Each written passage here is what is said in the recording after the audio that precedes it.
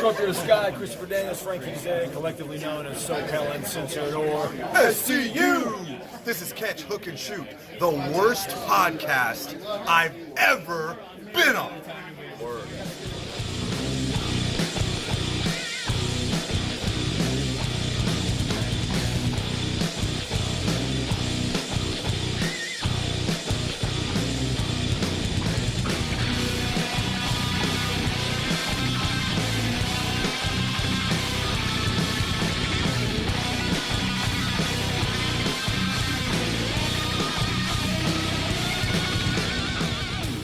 What's going on, everybody? Welcome to Catch, Hook, and Shoot, the best podcast you never heard of. My name's Tom. I am your host. Today is Sunday, January 17th, 2021.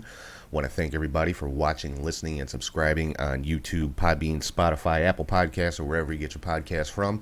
Make sure you're following on social media. You can find the show at Catch, Hook, Shoot on all platforms.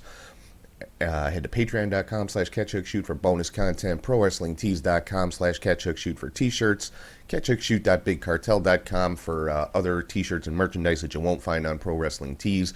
And you can find links to all that and more on our link tree, which is linktree/catchhookshoot. Or if you're watching on YouTube, you can scan this little QR code right here in the corner of your screen. If you ever want to shoot me an email, it's catchhookshoot@gmail.com. And just launched this week, we've got a brand new website for the show. That is catchhookshoot.wixsite.com/catchhookshoot. And it's kind of a one-stop shop for everything regarding the show. You can listen to the podcast there. You can watch the YouTube videos. I've got the short-form interviews that I've done at wrestling events posted there. Photo gallery of all of mine and Charlie's adventures through the wrestling world the last couple of years. And also all of our merchandise is posted there with links to purchase each individual item. So head over there and check that out. catchhookshoot.wixsite.com/catchhookshoot. So let's get things going here like we always do, starting everything off with the match of the week. All right, so the match of the week this week comes from Friday Night Smackdown, which hasn't happened in a little while, but it is Cesaro versus Daniel Bryan. This was a fantastic match between these two guys. Really kind of stole the show for me. Even, Kurt Angle even commented on it. Reminded him of some of his matches that he had with Chris Benoit back in the day, which is high praise coming from Kurt Angle. So, yeah, and I mean, Cesaro, Daniel Bryan, as far as in-ring goes, you're not going to find too many better in WWE or anywhere in wrestling right now. So, yeah, if you have not checked this match out, if you didn't see SmackDown this past week, go back, check it out. Cesaro versus Daniel Bryan, you will not be disappointed. It's just a fantastic match between these two guys. There's no other way to put it. So let's keep rolling right along with my top 3 highlights of the week, and that is called the 3 count. So first up on the 3 count this week, Alexa Bliss made an appearance right at the end of Monday Night Raw, confronting Randy Orton. Now, this was originally a match between Randy Orton and Triple H. Not really a match, more of a fight. There was no referee, nothing like that. It was just a straight-up fight between Orton and Triple H. Triple H went for his signature sledgehammer under the ring. And, obviously this was pre-recorded, I would assume, because it cut to a tight shot of Triple H after he had retrieved the sledgehammer from under the ring, and when he raised the sledgehammer to swing at Randy Orton, the head of the sledgehammer was on fire. After that, the lights in the Thunderdome went out, and when they came back up, Alexa Bliss was standing in the ring with Randy Orton. Triple H was nowhere to be seen, and Alexa Bliss got that evil smile on her face and proceeded to shoot a fireball into Randy Orton's face. This is something you don't see a whole lot in wrestling anymore. You used to see it here and there. Back in the day of wrestling, it was typically like flash paper, throw a fireball into the guy's face, and it's a really cool effect when it works right. This time she shot the fireball from about 6 feet away from Orton, so yeah, obviously, blinded him and that kind of thing. So yeah, Alexa Bliss shooting a fireball at Randy Orton is number 1 on the 3 count this week. Number 2 on the 3 count, we have seen the debut of the Rascals in NXT, and they are now known as MSK, new team name. They didn't say what those letters stand for, if anything, but Zachary Wentz and Desmond Xavier. Of course, they have new names. We'll get into that a little bit later because I've got some stuff to say about that. But Zachary Wentz, now known as Nash Carter, and Desmond Xavier, now known as Wes Lee. Not Wesley, Wes Lee. So, no matter what the names are, it's the Rascals. They made their debut. They were victorious. It was the first round of the Dusty Classic. They were victorious, so they move on to the next round. And, it was a good debut for Dez and Wentz. Number 3 on the 3 count this week, Adam Pearce pulls a swerve on Roman Reigns. They had a contract signing for what was supposed to be their Universal Championship match coming up at the Royal Rumble in a couple of weeks. And after Roman signed the contract, finally, after a lot of back and forth about what type of match it would be, like during the show, finally settled on the last man standing match. They come to the ring to sign the contract. Roman signs. Pearce takes the folder, says, "I've been waiting for you to do that all day." Closes the folder up, walks out of the ring, and on the way back up the ramp starts to limp a little bit and starts talking about, it's one of those nagging injuries that kind of sneaks up on you and that kind of thing.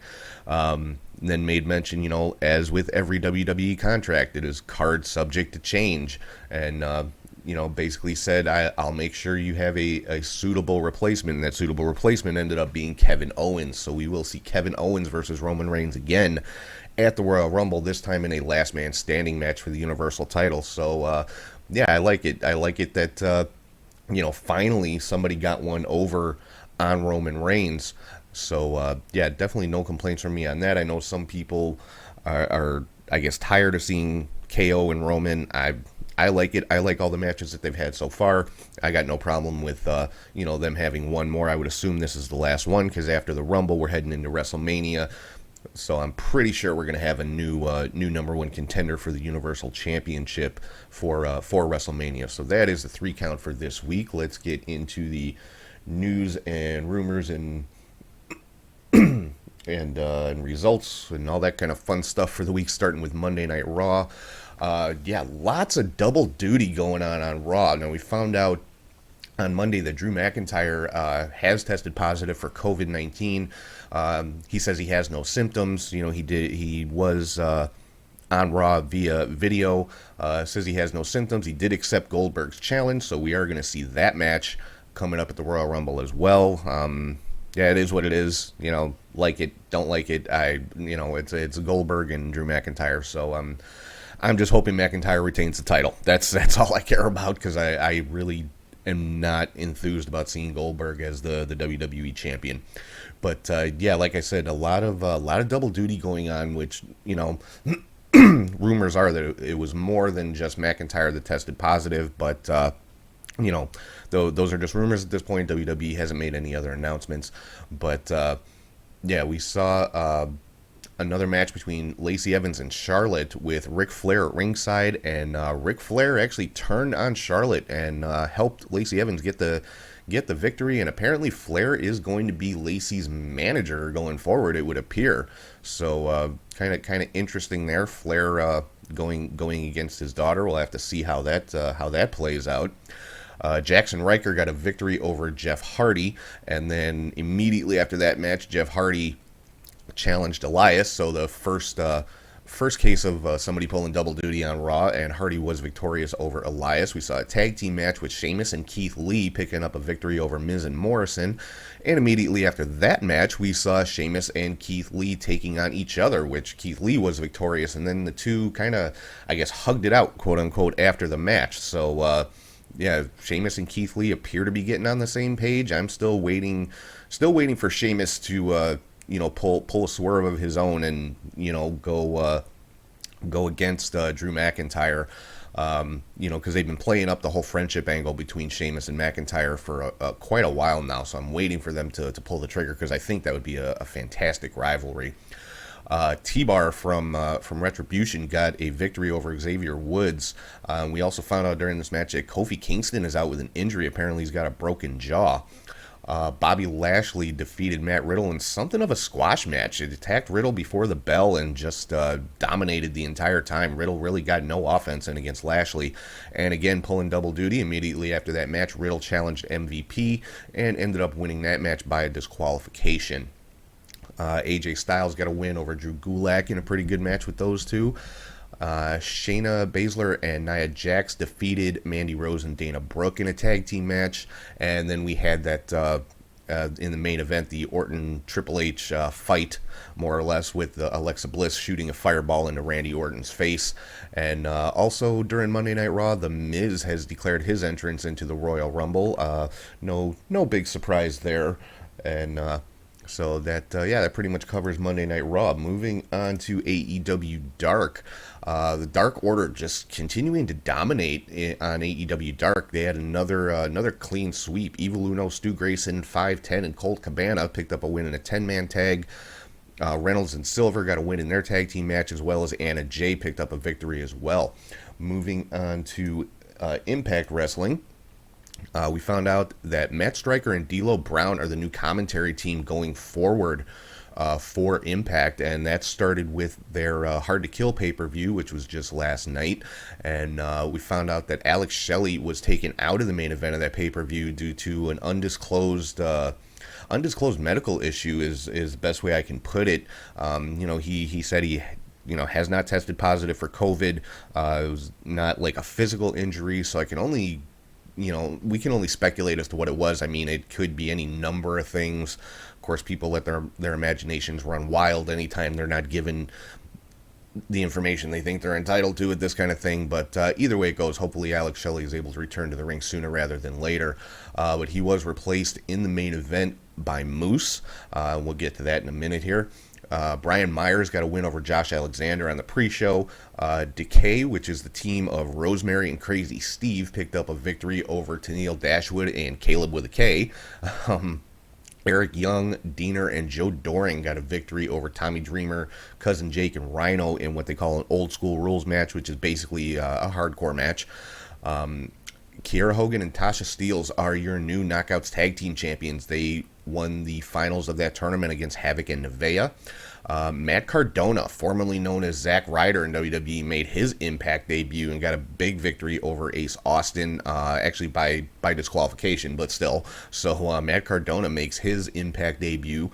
So another AEW Impact connection there, and be interesting to see if we see Matt Cardona and Brian Myers as a tag team again, because I would be very interested to see what they can do as a team. We've only ever seen them in WWE, and let's face it, they weren't really pushed to the moon there. So I'd be interested to see if they're gonna end up as a tag team again in Impact or even in AEW. Who knows? Manic retained the X Division title against Chris Bay and Rohit Raju. Deonna Purrazzo retained the Knockouts title against Taya Valkyrie, and a lot of questions about Taya Valkyrie's future. By all accounts, she's just about done with her Impact contract. So is she going to re-sign? Could she possibly be heading to WWE with her husband John Morrison? Time will tell. Gotta wait and see. I would be very happy to see Taya as like a surprise entrant in the Women's Royal Rumble. That's honestly what I'm hoping for. So we'll have to see where she ends up. And then we had a cinematic match. It's Karate Man versus Ethan Page. Which, of course, same person. Karate Man is Ethan Page's alter ego. Karate Man was victorious in this match by way of murder, basically. Karate Man ripping out Ethan Page's heart to end that cinematic match. Eddie Edwards got a win over Sami Callihan in a barbed wire massacre match. And in the main event, the Good Brothers and Kenny Omega wearing Bullet Club gear, I might add. All three of them coming out sporting the Bullet Club logo in some way or another. So this is going to, it already has caused a stir online. I'm waiting to see the reaction from the actual Bullet Club members from New Japan, because Tama Tonga has been very vocal about these guys calling themselves Bullet Club. So, I'm hoping that to see, the actual Bullet Club from New Japan possibly make an appearance somewhere, sometime, somehow in either AEW or Impact to set up kind of a Bullet Club versus Bullet Club match. But anyway, getting to the main event, the Good Brothers and Kenny Omega did pick up the victory over Rich Swann, Moose, and Chris Sabin. And after the match, during a post-show interview, Moose attacking Rich Swann. Of course, Moose currently carrying the TNA World Heavyweight Championship, and Rich Swann is the Impact World Champion. And so obviously Moose wants the true Impact Championship. So that's definitely setting that matchup down the line. Moving on to AEW Dynamite, Pac picked up a win over Eddie Kingston in a really good match between these two guys. I mean, you'd expect nothing less from Pac and Kingston. And of course, at the end of that match, we saw an appearance from Lance Archer and Jake the Snake Roberts coming out to kind of help out with, the Butcher and the Blade. And, this is an interesting kind of almost three-way rivalry that's being built up between Archer, Kingston, and Pac. So I'm thinking we're going to end up seeing a three-way match with these three guys at some point in the future. And, I'm here for that one. I can't wait to see that. Miro got a victory over Chuck Taylor, so that means Chuck has to be Miro's young boy or butler. They've been saying on the show for I believe it's 30 days. So I'm sure that's going to make for some entertaining television, seeing all the things that Miro's going to be having Chuck Taylor do for him.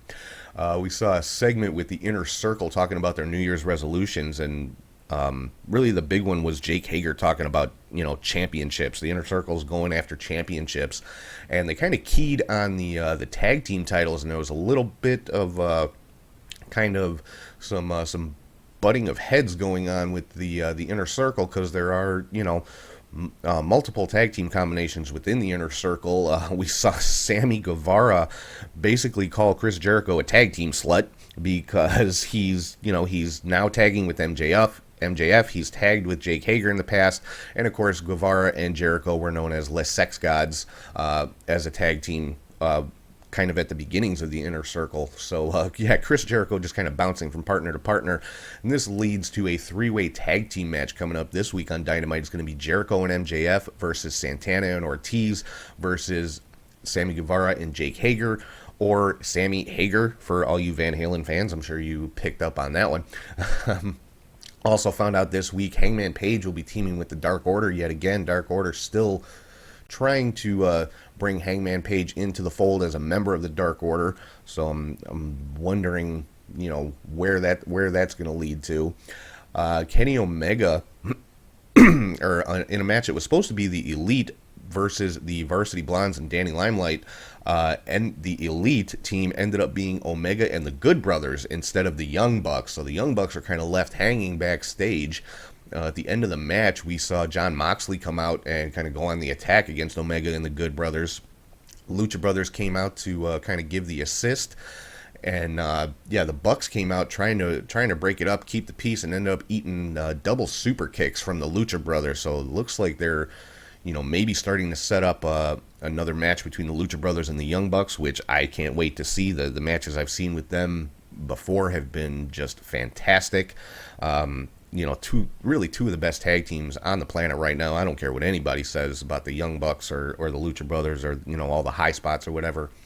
Just two fantastic tag teams. So hopefully we'll see that match again soon. We saw the premiere of Britt Baker's talk segment, The Waiting Room, on Dynamite, and her guest was Cody. They were interrupted by Jade Cargill coming out kind of talking trash to Cody, and then we saw Red Velvet come out getting Jade's face. Obviously, Jade has a rivalry with Brandy Rhodes, but Brandy is out right now expecting her and Cody's first child. Red Velvet, Brandy's tag team partner, kind of stepping into her place, and this broke down into just a straight up brawl between Jade Cargill and Red Velvet.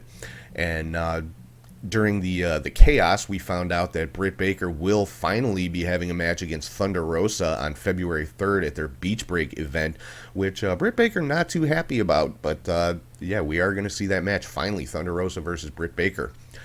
Serena Deeb retained the NWA World Women's title against Ty Conti in another great match. This was almost match of the week, so I highly recommend checking out Serena Deeb versus Ty Conti. Fantastic match between these two. Darby Allin retained the TNT title against Brian Cage in another really good match. I mean, Cage, dominant throughout the match as you would expect, but Darby Allin managing to pull out the victory. We saw an appearance from Sting, came out to help out Darby Allin a little bit. Sting took out Ricky Starks in the course of the match, and that kind of led to Darby Allin able to get the pin on a distracted Brian Cage. But again, great match. Another one that was a contender for match of the week, so definitely go back and check that one out as well. Moving on to NXT this week. Candice LeRae got a win over Shotzi Blackheart. We were supposed to see a promo from Finn Balor. He was interrupted and attacked by Pete Dunne, Oney Lorcan, and Danny Burch. Pete Dunne definitely making a play for the NXT Championship, and Dunne versus Balor is definitely one that I want to see at some point in the future. We saw Kyle O'Reilly come out to help out Finn Balor in that 3-on-1 brawl, and then the rest of the Undisputed Era, Adam Cole and Roderick Strong, coming out as well. So I would say the Undisputed Era have made a face turn, at this point. Grizzled Young Veterans got a win over Ever-Rise to advance in the Dusty Classic. We found out the Women's Dusty Classic is going to be starting next week, and Shotzi Blackheart and Ember Moon have entered their names into that tournament. Johnny Gargano retained the North American title against Dexter Lumis on the distraction from Austin Theory.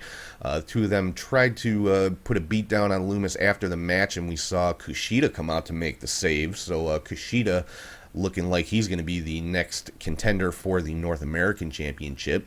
Found out that Timothy Thatcher and Tommaso Ciampa, the pit fight that was supposed to take place during New Year's Evil, will be taking place this coming week, so can't wait to see that one. As I talked about earlier, MSK, or the Rascals, whatever you want to call them, defeated Jake Atlas and Swerve Scott to advance in the Dusty Classic as well. Some other teams for the Women's Dusty Classic starting next week. We're going to see Kaden Carter and Casey Catanzaro taking on Toni Storm and Mercedes Martinez. That should be a great tag team match. And we saw a vignette with Scarlett. Basically the whole point of this is to show that Karrion Kross is coming for Finn Balor to get back the NXT Championship, which he never lost. Had to forfeit that title immediately after winning it due to an injury. Xia Li got another victory in a squash match. Xia Li showing a lot of aggression and brutality. I'm liking the new Xia Li, and I'm very, very curious to see where this is all leading to. Who is this mysterious figure that's kind of pulling the strings for Xia and Boa? The Undisputed Era team of Adam Cole and Roderick Strong got a win over Breezango to advance in the Dusty Classic as well. And during the course of that match, we saw another appearance from Pete Dunne, Oney Lorcan, and Danny Burch attacking Kyle O'Reilly at ringside. Finn Balor came out to kind of try to help out, but still was 3-on-2 because the match was still going on, so the other Undisputed Era members were still in the ring. And O'Reilly and Balor just kind of left laying, with the injuries that they had already been suffering from. With Kyle O'Reilly, this time it's his jaw, and Finn Balor, it's his shoulder. So Dunn, Burch, and Lorcan just kind of dominating O'Reilly and Finn Balor this week. And we found out next week for the Dusty Classic, we're going to see Lucha House Party versus Imperium, as well as Kushida and Leon Ruff taking on Johnny Gargano and Austin Theory. So let's move on to MLW Fusion. This week's episode was the one executive produced by Selena De La Renta.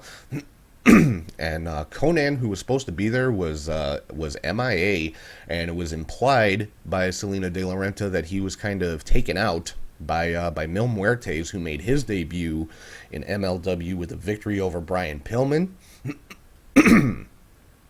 We also had Los Parks taking on the Von Erichs with Filthy Tom Lawler as the referee, and it was kind of obvious what was going to happen in this one. Los Parks are the new MLW World Tag Team Champions, with some assistance from LA Park Jr., who was not in the match, as well as a fast count from Filthy Tom Lawler.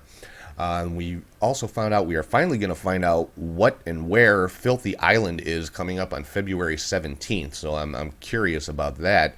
And this coming week, we're going to see a World Heavyweight Championship match with Jacob Fatu defending against ACH. That should be a just ridiculously good match with those two guys. And something interesting, we found out that Promociones Dorado, which is Selena De La Renta's group or company, whatever you want to call it, has been acquired by something called Azteca Underground. And I'm very curious to know what this is all about. I mean, you know, with her bringing in Mil Muertes, now this company called Azteca Underground acquiring Promociones Dorado, could we potentially see Dario Cueto in MLW, or is this something that Conan has done? Is Conan the one behind Azteca Underground? I'm sure this is something that's going to play out and be very interesting to watch over the next several weeks with MLW. Moving on to some Ring of Honor news, found out Tracy Williams has re-signed with the company. You know, a lot of these announcements the last couple of weeks from Ring of Honor that their talent is re-signing and staying with the company. So, you know, good for Ring of Honor maintaining the fantastic roster that they have right now.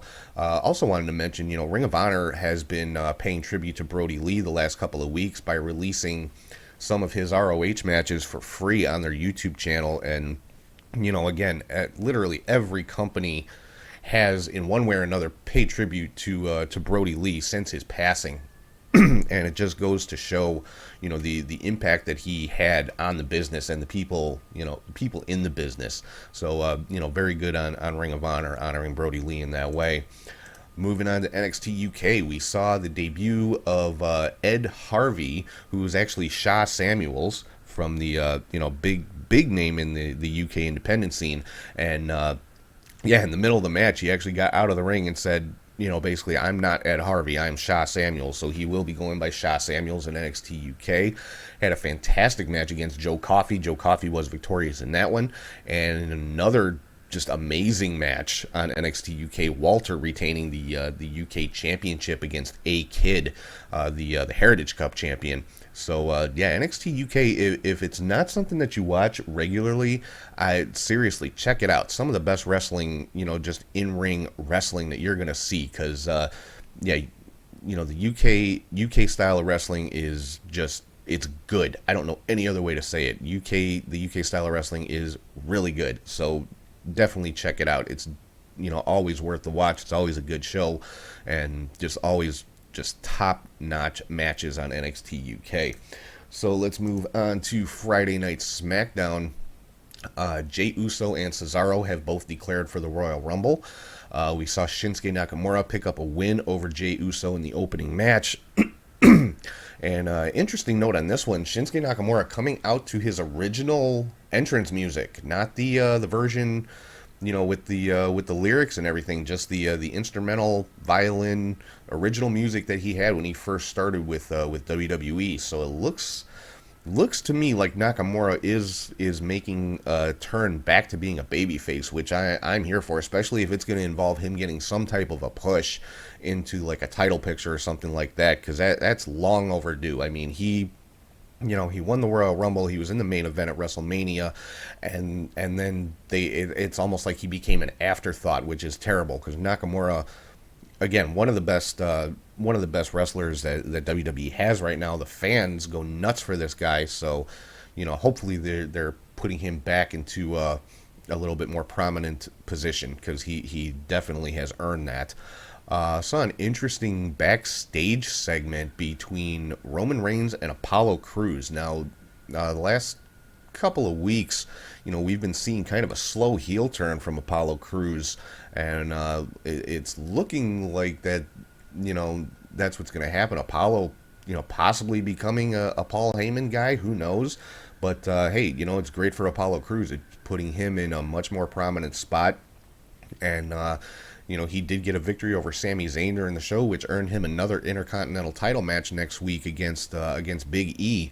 So I'm interested to see how that is going to play out. Could we see, because, you know, Apollo kind of taking a little bit of a shortcut in his victory with Sami Zayn, pulling on the tights and everything. So could we see a different kind of Apollo in this next match with Big E for the Intercontinental title? We saw Billie Kay again come out with the Riot Squad in her Riot Squad gear. I'm not sure where this is going. I don't know if this is going to be a long-term thing, Billie Kay being with the Riot Squad, but Natalya did end up getting a victory over Liv Morgan in a singles match.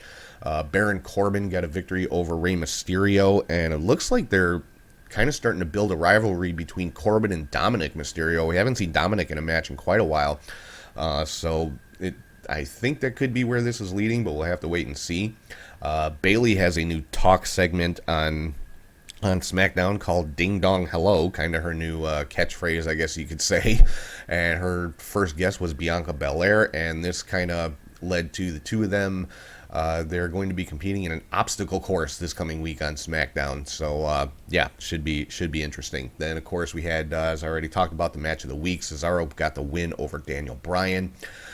Sasha Banks had a confrontation with Carmella in the backstage area, and Sasha telling Carmella that she can have a title match if Sasha can have Reginald first. Reginald is, of course, Carmella's sommelier, or manager, whatever you want to call him. And we've already seen Sasha kind of, beating on Reginald a little bit in previous matches with Carmella. So, that's the condition. Sasha wants Reginald in a match, and then Carmella can have her title match. So I would assume we'll probably see that title match at the Royal Rumble. And then, we already talked about the contract signing between Roman Reigns and Adam Pearce. That was the main event segment on SmackDown this week, which results in Kevin Owens taking Adam Pearce's place in the last man standing match against Roman Reigns at the Royal Rumble for the Universal Championship. And moving on to 205 Live, we had two matches for the Dusty Classic. Legado del Fantasma defeated the Bollywood Boys to move on, and Drake Maverick and Killian Dane defeated Kurt Stallion and August Gray to move on to the next round of the Dusty Classic. So that pretty much does it for results for this week. But some miscellaneous news. We finally have some information about the next season of Dark Side of the Ring. The first episode will be about Flying Brian Pillman, and Stone Cold Steve Austin will be a part of that episode. So that's pretty cool. I can't wait to see that one. Dark Side of the Ring, one of my favorite shows on TV. If you haven't seen it, God, why not? Go back and watch the first two seasons before the next season starts up. And some WrestleMania news. WrestleMania has been moved this year from LA, where it was originally supposed to take place. It will be taking place in Tampa on April 10th and 11th. It was originally supposed to be March 27th, I believe. So they have pushed it back a couple of weeks and moved it from LA to Tampa. And by all accounts, there will be fans in attendance. Supposedly, the story is from the dirt sheets that WWE will be making an announcement as far as tickets within the next coming days. I would assume probably after the Royal Rumble. I would say they'll announce some ticket information for fans to be there. Also, for the next two WrestleManias, we found out next year's WrestleMania will be in Dallas on April 3rd, and in 2023. It will be in LA, where it was supposed to be this year on April the 2nd. So, it looks like WrestleMania is set for the next couple of years. So that's going to wrap up everything for news and rumors and results and everything for this week. So right now I'm going to throw it over to Charlie G, and he is here with your Indie Cut.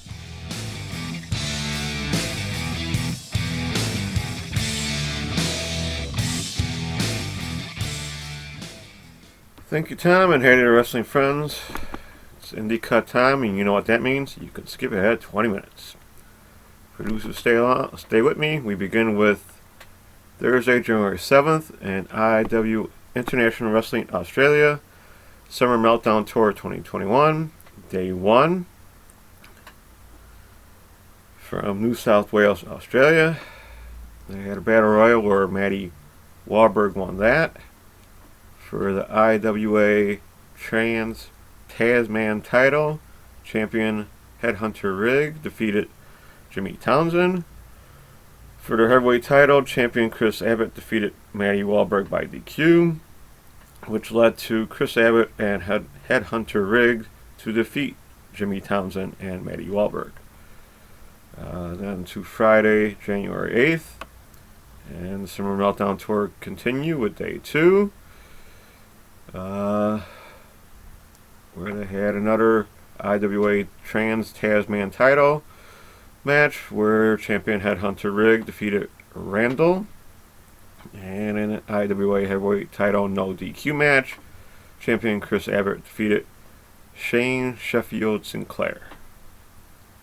There was a Pure J show from Japan where they had their daily sports tag title match with champions Hanako Nakamori and Rina Yamashita to defeat Shea Ozora and Mikado. There was a Pure J open weight title match where champion Leon defeated Mocha Haruhai. Move here to the States, an alternative pro wrestling from Ricin, Georgia. For the North Georgia title, champion Caleb Crocker defeated Strychnine. For the vacant Southern States title, Jacob Ashworth defeated Billy Starr. And in the Southern States title, later on, Billy Starr defeated Jacob Ashworth to become new champion. So he declared one and then got a new one right away.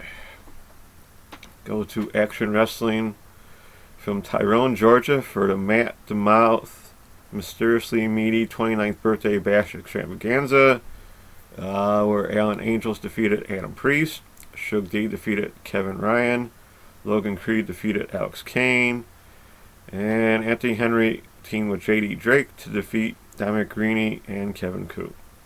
So they had some really good matches there. Then to New Japan Strong 22. Taped from California. Clark Harness defeated Kevin Knight. Rocky Romero defeated the DKC. And in a 6-man tag, Chris Dickinson, Danny Limelight, and JR Krotos defeated Brody King and the Regal Twins. We head to Saturday, January 9th. And IWA Summer Meltdown Day 3. Where for the heavyweight title triple threat match, champion Chris Abbott defeated Daza and Jude London. In a blindfold match, Will Kiedis defeated Jimmy Townsend. And in a trans Tasman title lumberjack match, Tree Hugger Lucci defeated champion Headhunter Rig to become new champion. Still in Australia, but now in Queensland and Australia for Pro Wrestling Power New Year's Knockout. For their tag titles, champions Midnight and Steve Andrews defeated Dan the N and Mad Mick. And for their PWP title, champion E10 defeated Chaos. We head up to Stardom, New Year's Stars Day 4. From Japan, Konami defeated Lady C. In a 3-way match, Saya Kamitani defeated Ruaka and Saki Kashima. Tag match of Tam Nakano and Unagi Sayaka defeated Himeka and Suri. Another tag match, B. Priestley and Natsuka Tora defeated Saya Ida and Starlight Kid. And in the main event, in a tag match, Azumi, Momo Watanabe, and Utami Hayashita defeated Julia, Maika, and Natsupoi in a really good match and show, I must say. We go to Michinoku Pro New Year Fighting beginning 2021. Still in Japan.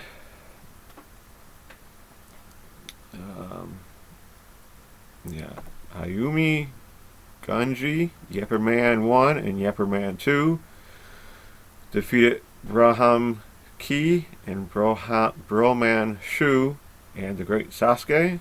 Yep, he's still wrestling. And 6-man tag, Jinsei Shinzaki, Mushashai, and Ryo Haigaiji defeated Dick Togo, Kaji Kawamura, and Yasutaka Sira. So Dick Togo's wrestling more Michinoku Pro than he is in New Japan. Go figure.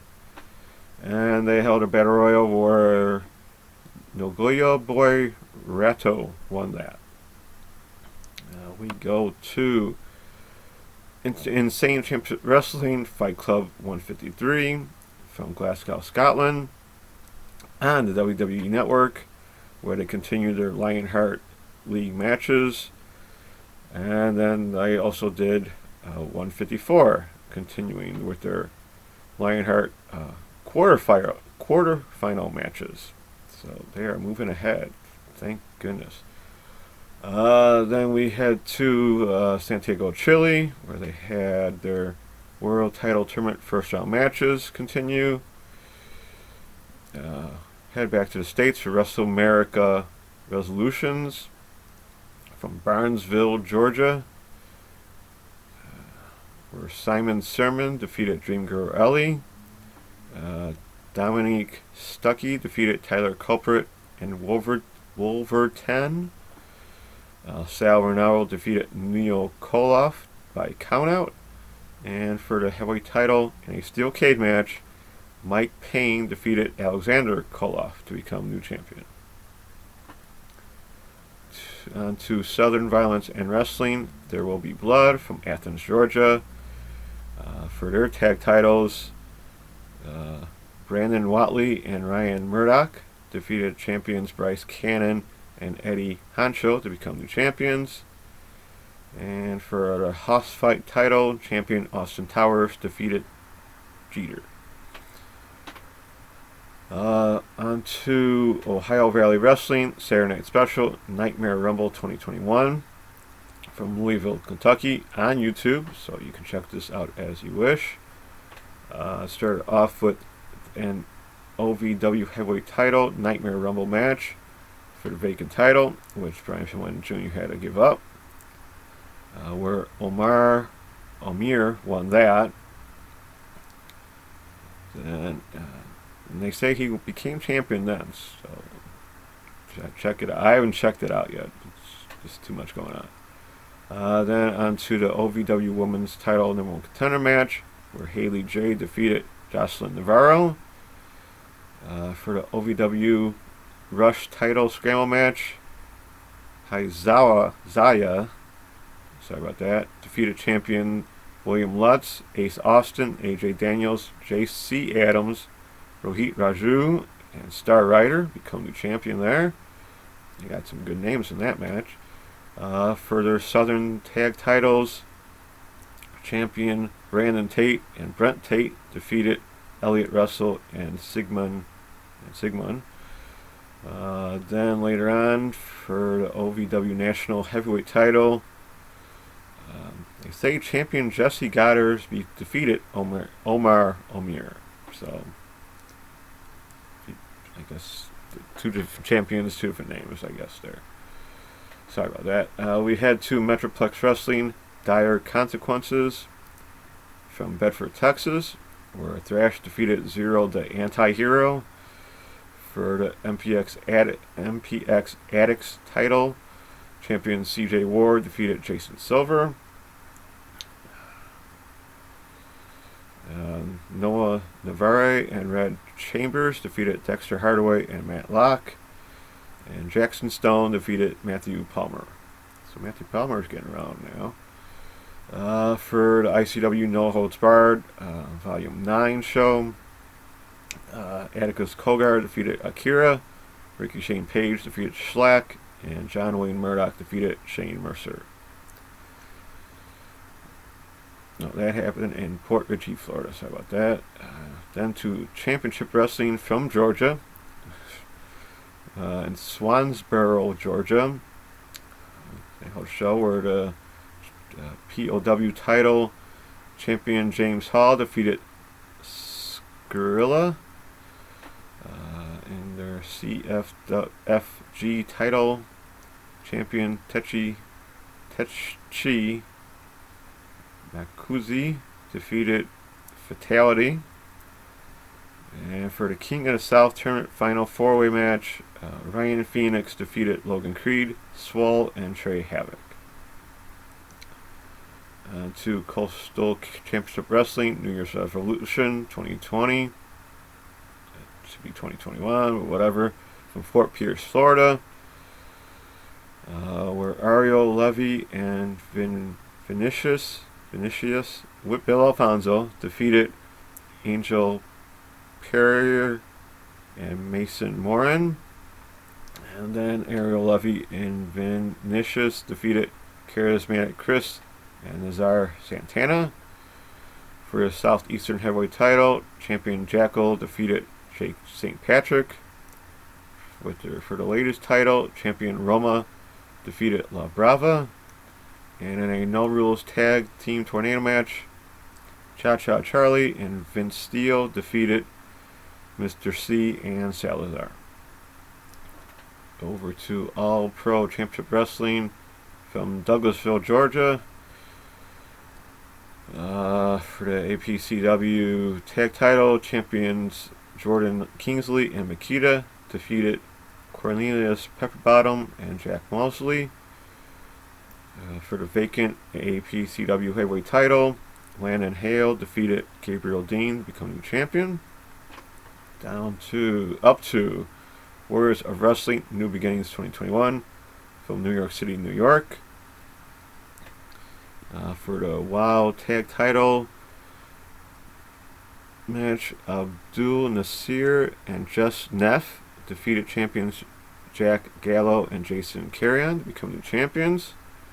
For the WOW No Limits title, champion Chris Steeler defeated E-Rock. And for their heavyweight title, champion Darius Carter defeated Dominic De Niro. On to Sunday, January 10th, 01 Happy New Year 2021 from Japan. The Strong Hearts of Shima, El Lindemann, and T-Hawk defeated Aja Kong, Shinjiro Otani, and Yumhito Imanari. And for the 01 World Heavyweight title, Masato Tanaka defeated champion Tamiro Hayata to become new champion. So that's good to hear there. On to Real Japan Pro Wrestling, Strong Style Pro Wrestling Volume 8, where Sari and Yoshiko defeated Jaguar Yokuda and Rina Yamashita. And then for their Legend title, Super Tiger defeated champion Kazuyuki Fujita to become new champion there. There was a Pure J show as well. Oz Academy 25th anniversary year show took place, where the Beast Friends of Aja Kong and Hiro Matsumoto defeated Akino and Momoka Hanazano.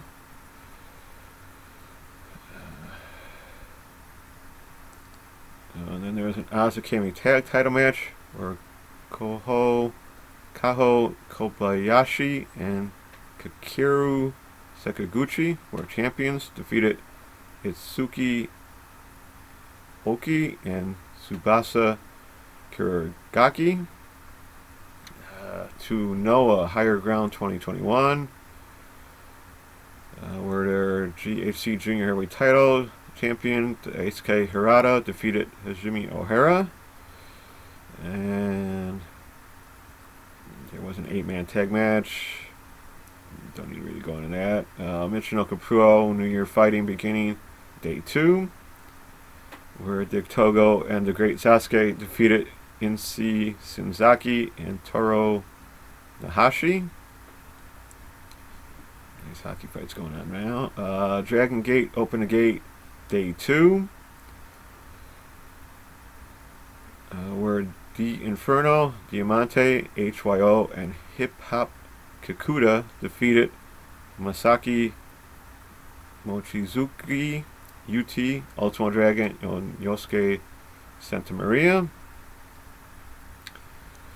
Then there was Jason Lee, Kota Miyanoru, and some Skywalker guy defeated BB Hulk, Eita, and Kaito Ishida.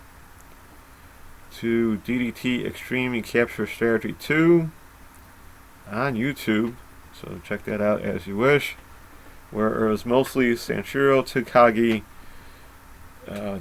in some weird, strange matches, and he didn't win all of them, amazingly enough, but he won 3 out of the 4 matches. Check it out if you wish. I wish I didn't. Then on to All Japan Pro Wrestling, Chiba Extreme Dream 25. 6-man tag, Black Mensuri, Tajiri, and Taiko Amori defeated Chikara Takakuyuki Ukai and Yoshitatsu.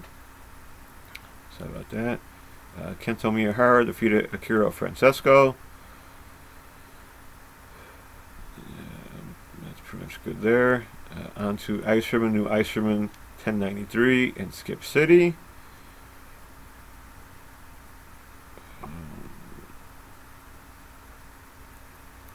Marsari Anoi and Susie Suzuki defeated Sakasukai Totoro and Tsukasa Fujimoto.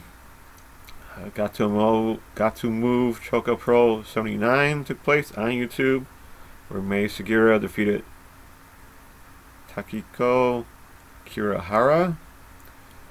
Sunday Girls Road to Gaizum Day 1 took place. And then over down to Veracruz, Mexico for DTU, where Alicia Lagera and Zuzu Divine defeated Desire Haru and Princessa Azul. Blaze and Camouflage defeated Fight Panther Jr. and Khalith, and Aero Panther, Derelux, and Samurai Jr. defeated Alberto, Crazy Boy, and Joe Lindner. To Monday, January 11th, Sunday Girls Step and Go, Day 2, where they had a Battle Royal where Hanamai won that. Pure J 2021 Open Round, still with the tag title match, where Hanako Nakamori and Rina Yamashita defeated Ako Sato and Madeline. Michinoku Pro Day 3 took place. Big Togo won his, and Sasuke won their tag match for the MPW Tokyo Junior Heavyweight title. Champion Ryu Aigaji defeated Yasutaka Osera. Got to Move Chaka Pro 80 took place on YouTube. Dragon Gate Open the Gate 2021 Day 3, where Genki Hiraguchi, KZY, and Susumu Yokosaka defeated Kichitaro, Masaki Mochizuki, and Ultimate Dragon. There was a 2AW Chai Battle 83 show that took place. Then Stardom Day 5, New Year's Stars 2021 Day 5, where Sayu Kamatani defeated Lady C. Saki Kashima defeated Mobile Watanabe and Ruaka. Azumi and Utami Hashita defeated Saya Ida and Starlight Kid.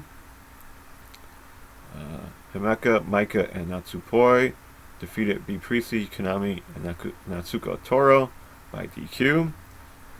And in the main event, it was Julia and Siri defeating Tam Nakano and Unagi Sayaka. On to Tuesday, January 12th, Marvelous Road to Nism Day 2. Dragon Gate Open the Gate Day 4 took place. Ultimate Dragon lost another match. Actress Girls show took place, where Makato Mizuki, yes, Mizuki from Tokiyoshi Pro, and Yuna Mizumori defeated Mil, Rina Amakura, and Sakurun Bonita. Back here in the States for OVW TV 1118. In a non-title match, Omar Amir defeated Tom Coffey, and in a dark non-title match, Jesse Goddard defeated Dustin Jackson. Down to New South Action Class 18 from Haynesville, Alabama. For your New South title Ironman match, champion Derek Neal took on Donnie Janela to a 30-minute time limit draw. To Knox Pro Academy, I Am Wrestling 23 on YouTube. Check that out as you wish. And then to IWA Unlimited from Mobile, Illinois. For the Uprising title, champion Kyle Pfeiffer defeated Anakin Murphy. For the club title, champion Charlie Cat defeated Blaine Black. And in a tag match, Clay Franklin and Dexter Schwartz defeated Chris O'Brien and Devontae Knox. On to Wednesday, January 13th, in Tokyo Yoshi Pro, Tokyo Yoshi 2021 Winter Lovers. About day 2 of this. So Yuki Ano defeated Arushi Endo. Maki Ito defeated Senya Sora. Mizuki and Yuka Sakazaki defeated Hikari Noah and Para Hirajuku. Hyper Misho and her newly named Shin Ultra Shako. What a name and get up by her. So Shoko Nakajima is now Shin Ultra Shako. They defeated Haruno Neko and Nodeka Tenma. Miryumi and Suzumi defeated Moka Miyamoto and Yuki Kamafuku. And the 6-woman tag, Mahiro Kiru, Miyu Yamashita, and Rika Tatsumi defeated Miyu Watanabe, Raku, and Nai Kakuta. Actually, a really good show, if I must say so. On to Just Tap Out, professional wrestling in Shinjuku Face, where Taka Michinoku defeated Aiki Suzuku. And then they had a couple of rankings matches. To Dragon Gate Open the Gate 2021 Day 5, where Eita and HYO defeated Kensuke Okuda and Masaki Mochizuki Zukai. Boku Tomo Dragon and Ultimo Dragon defeated Punch Tomonaga and Rai Shato. And for the Open the Triangle Gate title match, Genki Hiraguchi, KZY, and Susumu Yokosaka defeated champions Kazuma Sakamoto, SB Kento, and Takashi Yoshida to become new champions there. DDT Gambari Pro Conan the Great 2021. Where the Independent World Junior Heavyweight Title Hardcore match took place, where champion Shota defeated Miss Mongol. And for the Independent World Junior Heavyweight Title, champion Shota took on Yashu Rano to a 10-minute draw. On to the States for Limitless the Road, Season 2, Episode 13, where Perry Von Vicious took on Rip Bison to a no contest. Trayvon Jordan defeated Brandino Davis. In a loser eats dog food match, Jacob Drifter defeated Dave Dyer, and Ricky Archer defeated CJ Cruz. On to Thursday, January 14th. DDT Isn't It Dramatic 2021, where Makoto Oshii and Yusake Okada defeated Antonio Honda and Chris Brooks. And Daisuke in a 6-man tag, Daisuke Sasaki and Soma Takio with Tatsuya Endo defeated Kansuke Takeshita, Mao, and Chuma Katsumata. To Big Japan Pro Wrestling for their Big Japan Strong World Heavyweight title, Yusufumi Nakanoi defeated champion Yuji Okabayashi to become the champion.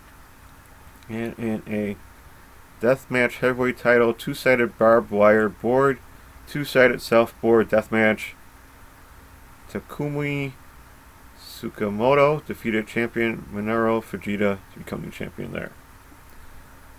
On to Paradigm Pro Wrestling in Jefferson, Indiana. UWFI Rules Contenders Series number 4, where they had a PPW Heavy Hitters title. Champion Mo Atlas defeated Isaiah Browner. Then to Great Lakes Wrestling Association Vendetta number 4 from Coloma, Michigan. It's on YouTube. So they had an Ultimate Survivor Final Entry Battle Royal where the winner was Theo Storm. Jaden Quick defeated Isaiah Moore, and Kit Michaels defeated Dollar. To Friday, January 15th, Just Tap Out Professional Wrestling from Hatsu.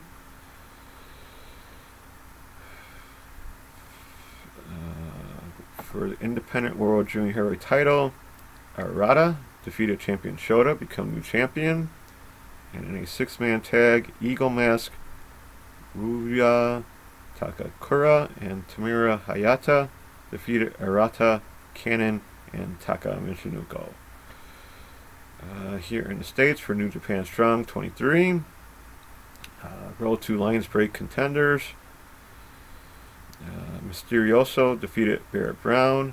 TJP defeated Agent Quest.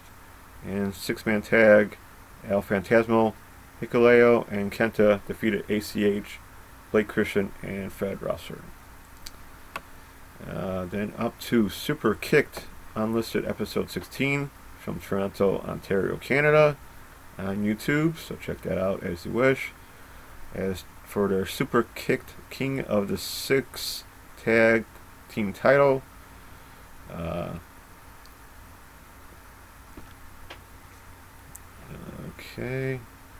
Dallas Kyle and Solo Ali defeated champions Channing Decker and Chris Chambers to become the champion there.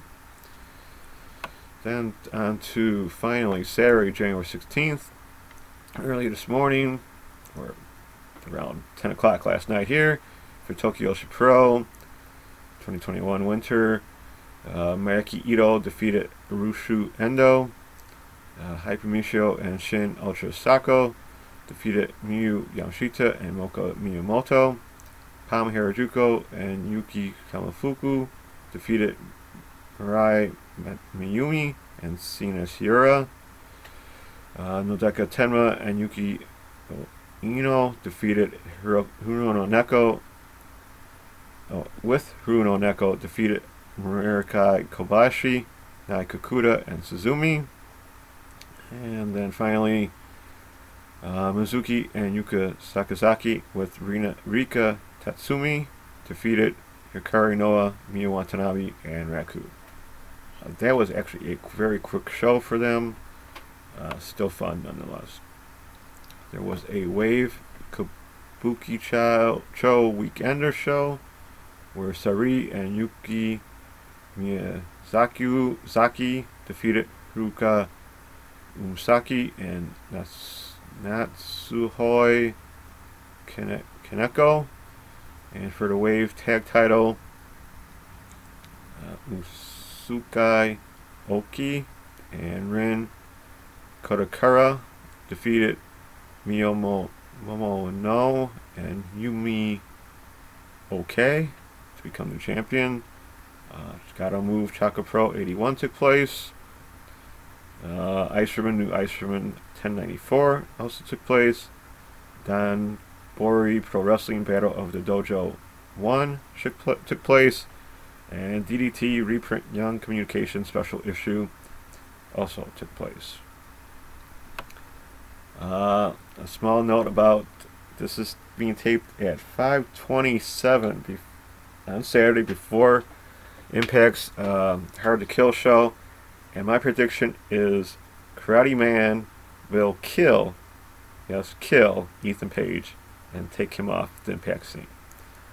An indie note, the GCW 24-hour show will be free and live on YouTube starting January 29th at 7 p.m. Central Time through the 30th at 7 p.m. Central Time.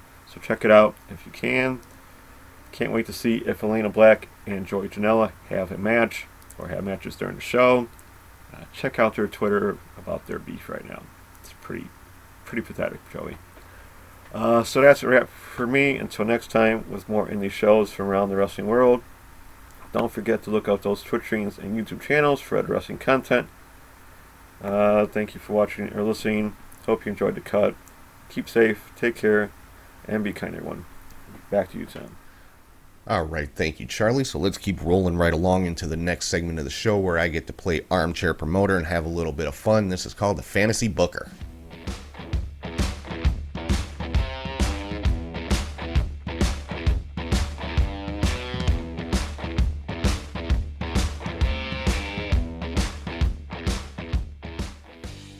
So we are continuing with the our fantasy tournament for the fictional Warrior Wrestling Tag Team Championships, and this week we've got another first round matchup of two teams who I think this matchup in real life would be just a hell of a lot of fun, and one of the guys that would be involved in the match agreed with me, and I'm talking about the team of the Jacked Street Boys, which is Brian Cage and Alex Hammerstone, taking on Warhausen, Danhausen, and Warhorse. So, yeah, this match is one I actually suggested on Twitter several months ago, kind of playing off a post that Alexander Hammerstone had put up asking for an indie promoter to please book him and Brian Cage together as the Jacked Street Boys. And, of course, I made the suggestion for Warrior Wrestling to make that happen. And then I continued off of that. I said, is it just me or does a match of the Jack Street Boys versus Warhausen just sound ridiculously fun? And Hammerstone actually retweeted that and agreed with me. He said, yeah, that just sounds ridiculously fun.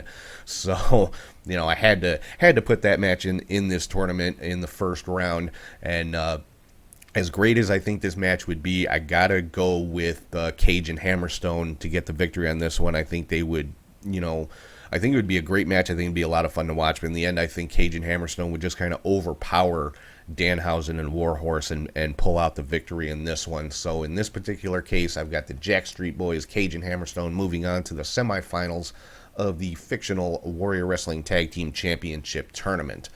So let's keep it moving into the final segment of the show where I give...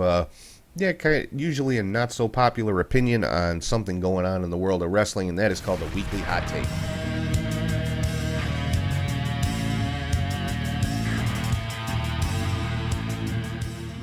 My hot take for this week is this. I hate WWE name changes. I can't stand them. I don't like them. They don't make sense to me. I mean, from a business standpoint, okay, I get it. WWE wants to own the names and likenesses of their superstars for merchandising and marketing purposes. I get that from a business standpoint. But the thing is, one of the reasons that these names get changed is because, once the WWE owns them, they'll never give them back. Ever. No matter what. And that's the part that I don't like. And obviously the most recent case of this is Des and Wentz from the Rascals, now known as MSK. And I can't stand it. These guys spend years building their names on the independents and building a reputation for themselves and, like I said, building their names. And it's like they get to WWE, which for a lot of people is the ultimate goal because WWE is the top of the food chain in pro wrestling.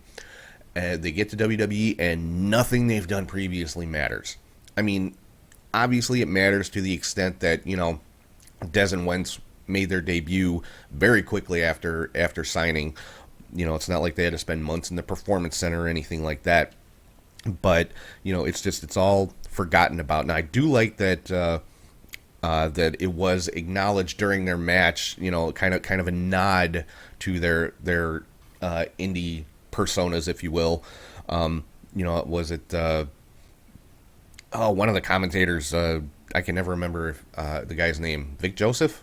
I think. I don't know. Anyway, made mention, before they went to commercial break, oh, these rascals or something. He said the word rascals, talking about MSK. So, nice little nod, but I mean, why can't WWE just own the name and likeness for the period of time that these guys work there? And then when the contract ends, when they part ways, give it back. How hard is that? Why is that so unreasonable? To me, it's very petty. Like I said, I understand from a business standpoint, for marketing and merchandise, WWE needs to own those trademarks. But when the business relationship ends, give it back to the people that created it. That to me just seems like the ethical thing to do. But hey, I'm not a CEO or anything like that, so what do I know? But we've seen it with so many guys over the years. I mean, Chris Hero had to change his name to Cassius Ohno. Tommy End had to change his name to Aleister Black. Tyler Black had to change his name to Seth Rollins. Bryan Danielson got his name changed to the just overwhelmingly creative Daniel Bryan. That's probably the dumbest one to me. The guy's name is Bryan Danielson. Had a hell of a career before getting to WWE, was a world champion, and just one of the best in-ring wrestlers in the world. And WWE, for some reason, has to call him Daniel Bryan. They couldn't just leave it as Bryan Danielson. That's probably the one that makes the least amount of sense to me. And then, of course, Jon Moxley had to become Dean Ambrose, and this is just a handful of cases, I mean, maybe the biggest example of WWE just, kind of, I would say, taking advantage of this, the Dudley Boys. I mean, Bubba Ray and Devon Dudley were probably the biggest stars to come out of the original ECW. They go to WWE. They're still called Bubba Ray and Devon Dudley. They leave WWE and can't use their names anymore. Names that they created, that they built up, that they, built their reputations on, and they leave WWE and they can't use them anymore. They have to go by Bully Ray, and Devon's real name is Devon, but they can't use Dudley. They can't call themselves the Dudley Boys, can't say Dudley Death Drop for their finishing move. It's just the 3D. And it just, it's very petty. And I hate that WWE has to change the names of well-known wrestlers just so that they can own everything. And, the wrestlers have to change their names just so that they don't lose their own creation. Because that's exactly what happens. Once they give ownership of that to WWE, that's it. They'll never get it back. And that's just ridiculous to me. So, yeah, that's my little rant for this week. I can't stand the WWE name changes. Some of the lucky guys get to keep their names, like AJ Styles and Samoa Joe and things like that. But, those are rare cases. But yeah, so that's my little rant for the week. I can't stand the name changes with WWE. So that's going to wrap things up for this week, but I do want to let you guys know I will be dropping a bonus episode on January 30th, all about the Royal Rumble, with my preview and predictions for this year's event, and plus getting into like some trivia and some fun facts and some Royal Rumble records and just going through the history of the Rumble and things like that. So it should be a fun episode. And I am planning on January 31st for the Royal Rumble event, starting at 5 p.m. Central Time with the pre-show, having a Royal Rumble watch-along party on Twitch. I haven't used my Twitch channel in quite a while, and I think it's time to get back to that. So, planning on doing a Royal Rumble watch-along on Twitch. Now, I'm not going to be streaming the event. I'm not trying to get banned from Twitch for copyright infringement or anything, but yeah, just watch along, giving my thoughts, and hopefully, just getting into some conversation and talking with whoever decides to join about the event going on. Like I said, giving my thought, my take on the show and everything like that, and it should be a good time. I did one of these 2 years ago for the Rumble, and it was fun. I did it from a bar that time with my buddy Rich. doing the broadcast with me. This time I'm going to be doing it from my home studio like I always am. And but you know, same basic premise. Just watch along, have some fun, get into some conversation about what's going on, and just enjoy the Royal Rumble. So make sure you check that out. I'll be posting on social media about that with links to the Twitch channel and everything like that. But yeah, so that'll be January 31st, starting at 5 p.m. Central Time on the Catch, Hook, and Shoot Twitch channel. So that is going to wrap things up for this week. I hope everybody has been having a good week and staying safe and doing everything you're supposed to do. Yeah, so again, thank you for watching, listening, subscribing on YouTube, Spotify, Apple Podcasts, or wherever you get your podcasts from.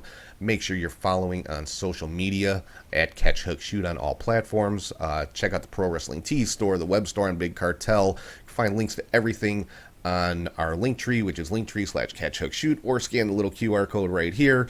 Check out the brand new website. I think it's pretty cool for having built it myself. I think I did a pretty good job, but you know, hey, check it out, judge for yourself. It's catchhookshoot.wixsite.com/catchhookshoot. And if you ever want to shoot me an email, as always, it's catchhookshoot@gmail.com. So that's going to wrap us up for this week. Hope everyone has a great week. Enjoy all the wrestling coming up, and I will talk to you guys soon.